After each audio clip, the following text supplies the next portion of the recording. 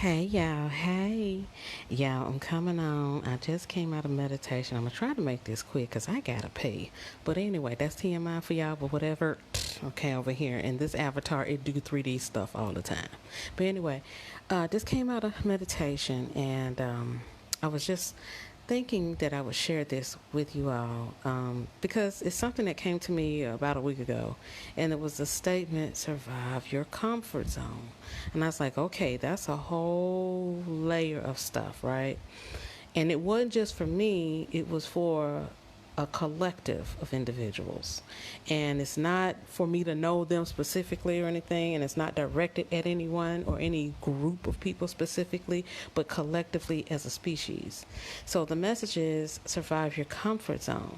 So let me tell you how an example in my so called 3D reality it played out in yesterday. And let me just preface this with saying this. I came from before I started embarking on my journey of or shifting my life chapter in 2016. Um, I was living the middle class, lower middle class, but middle class nonetheless, American lifestyle. Not American dream, American lifestyle. There's a big difference. And so when I disengaged, and untethered myself from that lifestyle in 2016, I began a whole different journey, right? I stepped out of my whole comfort zones and a lot of other things that I was comfortable with. Not happy, comfortable. So, that being said, here I am 8+ years later, and I'm on the other side of the world, and I'm in the middle of I was in the desert then, right? I was in Arizona, Scottsdale, Arizona at the time, so in the middle of the desert. And here I am on the other side of the world in the Sahara Desert. So it's like the ellipsis of that, if that's the word I want to use, is quite intriguing nonetheless. Okay, so the comfort zones that I have transcended. When you are traveling and moving, you shift energies, yes. And you also break curses, right? You release certain karma, certain comforts, because there is a cursedness in the comfort zones. That's why I think the message was given to me to say, survive your comfort zone, because it can become a curse and you not even know. You're just comfortable with it. So, with that, when you're traveling, you are breaking karmic connections, you are breaking curses within, say, your energetic shifts, your trajectories, your life purposes that may have not suited you or those that you're around or whatever. And you're encompassing new ones. That's the beauty of that. But at any rate, what I wanted to say, and I am doing this blindfolded so that I can focus and not internally and inwardly while I'm speaking, and not so much what's going on outside of me. Okay.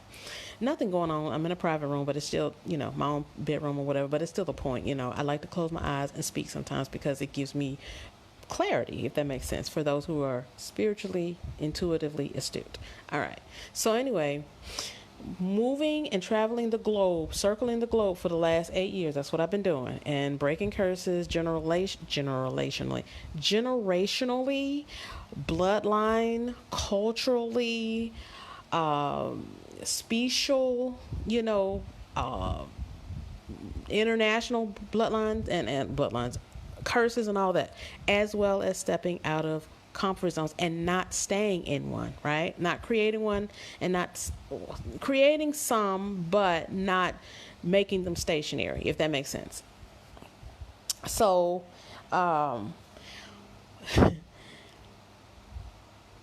when it comes to what happened yesterday, so on this side of the world, there's this thing they do called load shedding, and that's to conserve levels of electricity. I'm air quoting because I know what it really means. It's a form of control, okay? But I'm not getting into that today. what I'm getting into yesterday, this doesn't happen often, but yesterday we experienced 2 hours of load shedding, okay? And then that was before sundown. And then as of just before midnight, we experienced 2 more hours, which is very rare and unusual, of load shedding. Now, the American in me was like, okay, dude, we need to be somewhere where there's a power generator so we don't have to worry about this nonsense. And or there have been opportunities where I have been off the grid also. So I was like, I need to either do that or go off the grid. But off the grid is more appeasing to me, or yeah, appeasing to me than say having a generator. Because here's the thing, I got to sit out on my balcony while the power was out, you know, midnight. I got a chance to enjoy the view of the full moon. It's still full, it's getting in its waning phase, but it's still full, golden, beautiful, hued moon. Sit out on the balcony, catch the nice breeze. Yes, it's been triple digits and all that for the last 2 or 3 weeks, but the beauty of that was amazing. Finna wrap this up.